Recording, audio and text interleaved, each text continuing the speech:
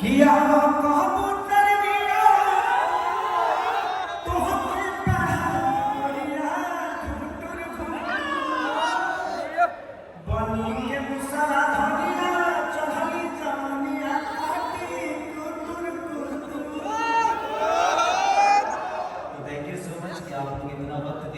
सबके लिए जितने भी इन्फ्लुएंसर आए हुए हैं सबको दिल से धन्यवाद कि आप लोग अपनी जगह खुद से बना रहे हैं।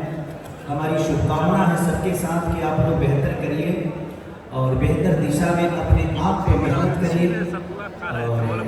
मुझे लगता है कि आप लोग रील बनाते हैं, थोड़ा सा डांस पे भी फोकस आप लोग करिए कि आप पे नजर किसी न किसी की जाए और वो आपको उस लायक समझे और आपको एक जगह मिले।